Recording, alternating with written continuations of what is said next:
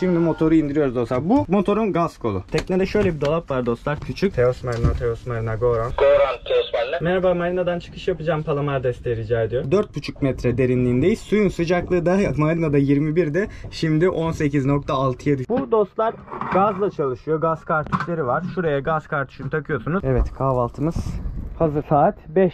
Hadi bakalım. Kokoreçimiz istediğim hale geldi. Masamı kurdum. Şöyle karşınızda masam. Şu anda deniz dümdüz ve benden başka hiç kimse yok. Ve herkese güzeller güzeli İzmir'den selamlar. Yeni bir bölüme, yeni bir haftaya hoş geldiniz dostlar. Dünyanın etrafında uzun bir yolculuktan sonra dostlar İzmir'e geldim. Yaklaşık bir haftadır buradayım ama tekneye daha tek başıma hiç gidememiştim.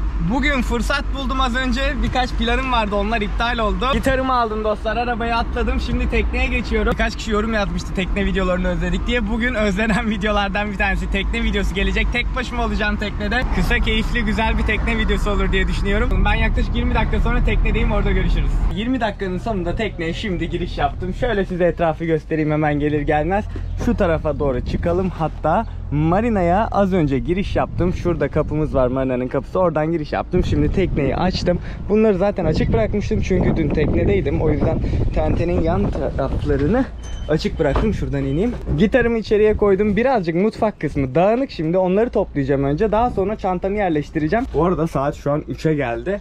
Bayağı da acık. Şu anda dostlar Sığacık'tayız. Sığacık'ta Teos Marina'dayız. Sığacık dostlar İzmir'in çok tatlı, sakin bir kasabası. Hatta Türkiye'nin ilk Sitta Slow ünvanını almış kasabası Sığacık dostlar. Pazar günleri şöyle gördüğünüz gibi teyzeler, ev hanımları falan Sığacık'ın kale içindeki sokaklarına dostlar evden getirdikleri börekleri, çörekleri, iplikleri, bilezikleri vesaire diziyorlar. Kendilerine küçük küçük dükkanlar açıyorlar, çok tatlı. Ben de kendime bu dükkanlardan şöyle göstereyim neler aldım. Bir tane içli köfte aldım şu şekilde. 5 tane dostlar şu dolmadan aldım. Küçük bir parçada börek aldım. Tadına bakacağım. Evet dostlar, şimdi mutfak alanını birazcık topladım gördüğünüz gibi. Şöyle size orayı göstereyim. Şu mutfak eşyalarımı şuraya şu şekilde dizdim. Teknenin şurada bir bölmesi vardı. Şu gördüğünüz yer bu arada aynı zamanda yatak oluyor. Yani hem mutfağım hem yatağım burada. Yemeklerimi de burada hazırlıyorum.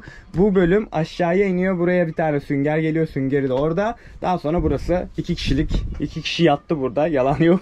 2 kişilik bir yatak oluyor. Burada da 2 kişilik bir yatağımız var. Orayı da şöyle göstereyim size hızlıca. Çok yastık kullanmayı sevdiğim için şu anda orada kaç tane yastık var? 5 tane yastık. Şu süngerler buradan çıkıyor. Burada da 2 kişi rahatlıkla yatabiliyor. Her şey plastik tabi. Tabaklara kadar dostlar teknede. Her şey plastik. Neden? Çünkü sallandığında bir şeyler düştüğü zaman çat kırılırsa onları temizlemesi gerçekten çok zor oluyor. Şimdi motoru indiriyoruz dostlar. Bu motorun gaz kolu. Şu şekilde gaz kolumuz var. Suzuki motorumuz 150 beygir. Şurada trim ayarı dostlar. Bununla yukarı aşağı zaten çok kolay. Yukarı basınca yukarı gidiyor. Aşağı basınca aşağı gidiyor. Ben de şu anda motoru indirdim. Evet, sonuna kadar indi. Teknede şöyle bir dolap var dostlar. Küçük.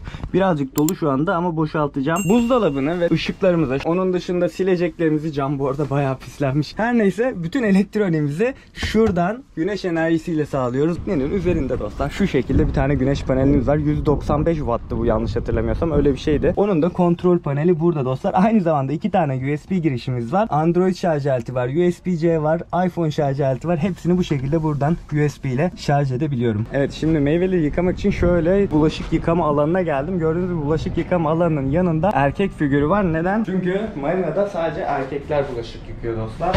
Dermişim, yok da böyle bir şey. Ama onun gibi olmuş birazcık. Evet, buzdolabımı yerleştirdim. Buzdolabından çıkan soğukları da şunun içine koyuyorum. Şöyle bir tane soğuk tutucum var dostlar. Iglo marka. Bunu gerçekten çok seviyorum. Hem yeni hem de gerçekten kaliteli bir şey. Bunu bu şekilde kapatacağım. Bütün gün soğuk tutacak bana. Evet, denize açılmak için hazırım dostlar. Bütün tekneyi hazırladım şimdi. Elimize telsizimizi aldık. Telsizimizi açıyoruz. Marina'nın kanalı 72. Palamar desteği çağıracağız. Palamar desteği ne dostlar? Palamar dostlar şu ileride ucunda dostlar bir tane ip var. Tekneyi sabit tutmaya yarıyor. Palamarcılar var bir de marinalarda çalışan palamarcı arkadaşlar var. Şimdi onlardan birisini çağıracağım. Botla gelecek. O gördüğünüz ipi sökecek. Ben de arkamızda 2 tane daha ip var. Bir tanesi burada, bir tanesi burada. Bu ipleri sökeceğim ve daha sonra teknemiz serbest kalacak ve çıkarak motorumuzu çalıştırıp daha sonra denize açılacağız. Teos Marina, Goran. Teos Marina. Merhaba, marinadan çıkış yapacağım. Palamar desteği rica ediyorum. Anlaşıldı, iyi seyirler. Palamarcı arkadaş geldi. Motorumuzu çalıştırdık dostlar. Anahtarı söndürüyorsun. Araba çalıştırır gibi çalıştırıyorsun.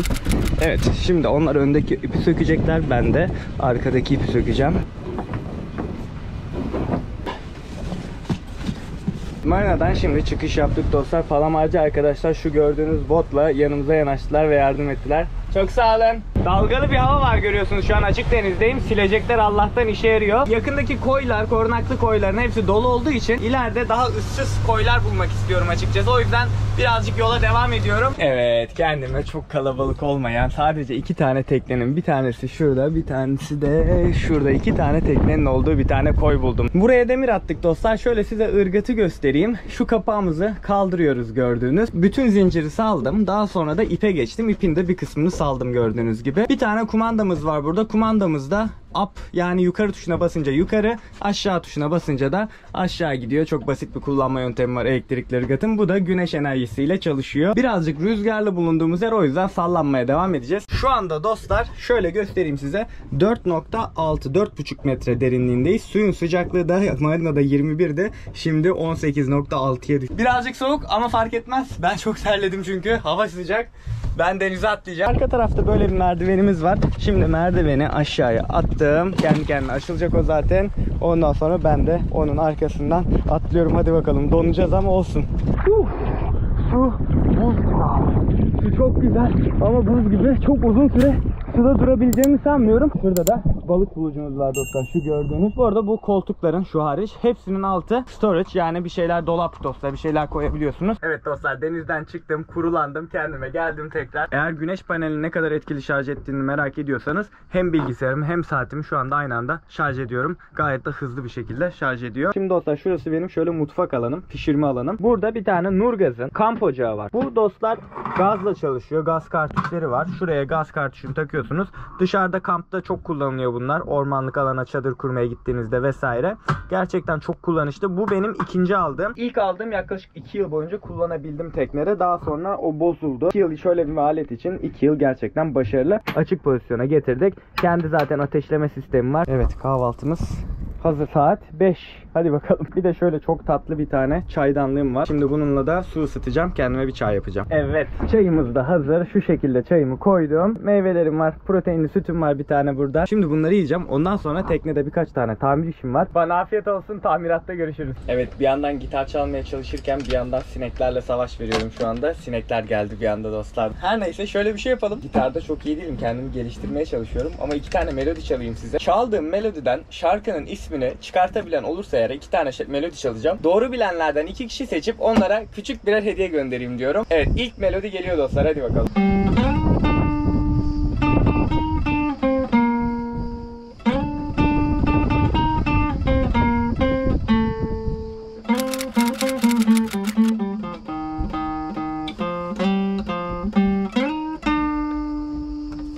İlk melodi buydu dostlar. Evet, şarkının ismini çıkartabilenler aşağıya yorumlara yazsın. Şimdi ikincisi geliyor. Hadi bakalım.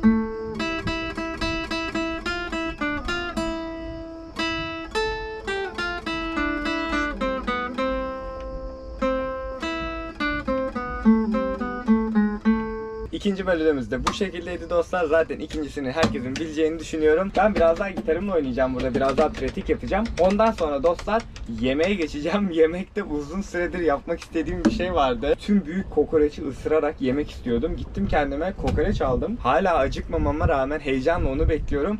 Yemek sırasında görüşmek üzere. Evet, mangalımı çıkarttım. Şöyle arka tarafa doğru koydum. Bu mangalı daha önceki videolardan hatırlıyorsunuzdur. Aynı mangal, Weber'in mangalı. Bunu 3 yıl önce yurt dışından getirmiştim. Tüple çalışıyor şöyle. Nurgaz'ın gazlı tüpleri var dostlar. Önce kokoreçi çıkartalım şimdi. Dostlar şöyle bir kokoreç aldım. Akşeker diye, Migros'ta buldum bunu. Bunun kilosu 300 liraydı. Şöyle yarım kilo civarında bu. 150 lira civarına geldi. Naylonunu açar açmaz güzel bir koku geldi içinden. Oo. Mangal başına geçtim dostlar, kokoreçimi alıp şu şekilde. Buraya kokoreçi bıraktım. Şöyle bir mangalı göstereyim. Size buranın en sevdiğim kısmı, ayağını mangal yaparken denize bu şekilde sokabiliyorsun. Abi çok keyifli bir şey. Aman diyeyim, bak bu düşecek gibi duruyor. Burada delik yoktu. Ben buraya bir tane delik açtırdım. Daha sonra üzerine bir tane krom boru oturtturdum bu şekilde. Üzerine de bir tane masa yaptım. Önce tüpümüzü açıyoruz. Sonra ateşleme sistemine basıyoruz. Şimdi üzerini kapatacağım çünkü çok rüzgar var. Bu rüzgarda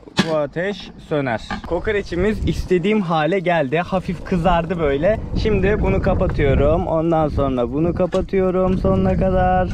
Ve şimdi kokoreçimizi buradan alıp geçiyoruz. Evet, kokoreçimi aldım, masamı kurdum. Şöyle karşınızda masam.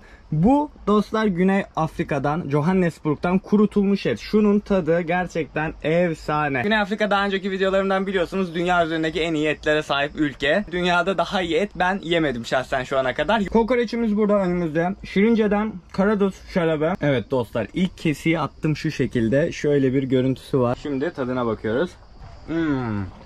Migros'tan alınan bir kokoreç için, özellikle hazır bir kokoreç için yani çok güzel. Bayağı güzel. Teknede herhalde daha iyisi zaten mümkün değildi. Evet, bana afiyet olsun. Yemekten sonra görüşürüz. Vay arkadaş. Harika ya. Ayrılıyorum ama ayrılasım da gelmedi şimdi şu manzaraya bakınca. Merdivenimizi topluyoruz. Su çok soğuk olduğu için artık girmeyeceğim. Merdivenimiz bu şekilde katlanıyor ve buraya bıraktım. Evet, şimdi gidelim demir toplayalım bakalım. Bu arada kamp yapan insanlar da gitmiş. Şu anda Deniz, Gündüz ve benden başka hiç kimse yok. Sadece ben varım. Süper bir duygu şu ya. Buraya geçiyorum. Çok rüzgar yok ama ben yine ayağımı şuraya koyayım. Bu kafama iniyor çünkü bazen. Yandan tabii şu an ileriye gidiyoruz. Çünkü demiri topladıkça tekneyi ileriye ittiriyor. Şöyle de bir tane ipimiz var dostlar. Bu kilitliyorum. Ondan sonra birazcık aşağıya veriyorum. Şu anda ağırlık ipin üzerinde. Böylece ırgatın üzerinde ağırlık kalmamış oluyor. Bu arada içeriye bir tane davetsiz misafir almışız. Arımız var. O arıyı öldürmeden ben evinden de çok uzaklaştırmak istemiyorum çünkü. Şöyle şunun üzerine alabilirsem seni bebeğim. Gel. Hadi uç. Heh, güzel uçtu. Evet dostlar, marineye giriş yaptım tekrar. Şu an hava çok karardı ama o yüzden çok bir şey gözükmüyor. Tekneyi şu anda park ettim. Telsizimi kapattım. Yerine koyuyorum. Motoru kapatıyorum. Kapattım. Günü de tamamlamış olduk. Çok keyifli bir gündü. Gün batmaya devam ediyor. Hatta ileride görüyorsunuzdur muhtemelen kamerada şu anda. Evet, uzun bir aradan sonra teknede tek başına videosu yaptık. Umarım izlerken keyif almışsınızdır. Beğendiyseniz beğen butonuna basmayı unutmayın. Önümüz hafta belki yine teknede, belki başka bir ülkede görüşmek üzere. Kendinize iyi bakın. Hoşçakalın. Karnım kazıkıyor. Konuşamıyorum. Aa, elim yandı. Vallahi elim yandı. Evet, tamir yapacaktım aslında. Jel coat